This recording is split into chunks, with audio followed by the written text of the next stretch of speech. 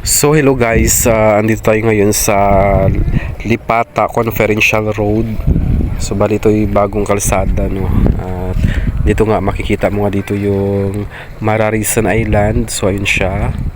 Tapos Batbatan Island. So ayun sa kabila.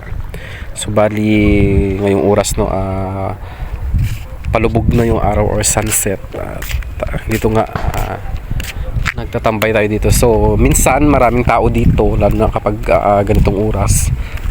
Siguro ngayon medyo kakaunti lang yung mga tao na nandito. Siguro doon sa unahan, try natin.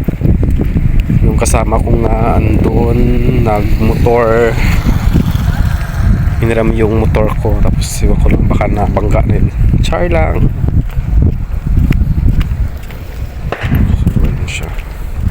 So pwede ka pala pang bumaba dito, no, sa ditong side, doon sa pinaka baba sa tubig.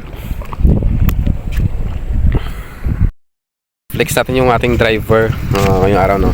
So ito yung magiging driver. Ayan, no, tsura ng driver.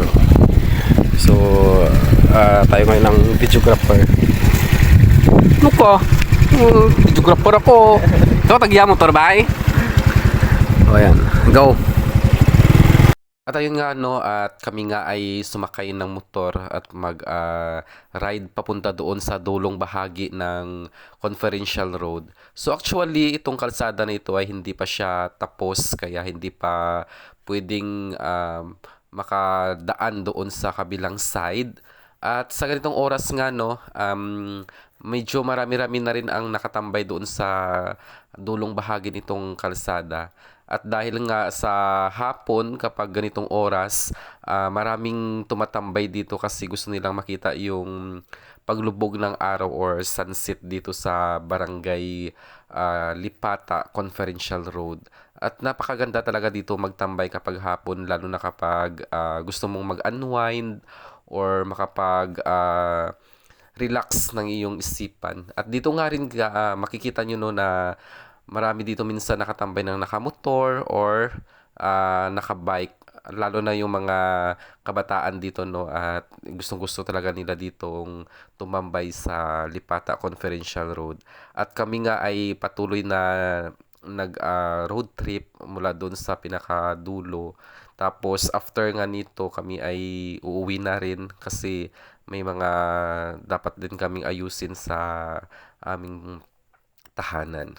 At dahil hapon na nga, ano, at kailangan na rin naming umuwi para magampanan na rin yung mga dapat gawin sa bahay. Thankful nga ako at ako ay sinamahan ng aking pinsan na makapaggala dito sa Barangay Lipata, dito sa Seawall or Conferential Road. At nakapag-unwind na rin naman na tayo simula kaninang umaga. Kasi gala rin ng gala yung ginawa ko buong maghapon. Kaya thankful talaga ako at nagkapag relax na ako ng aking isipan. So hanggang dito na lang guys ang aking video. See you in my next vlog. Thank you sa mga tao na patuloy na sumusuporta sa aking video na ina-upload dito sa Facebook. So goodbye.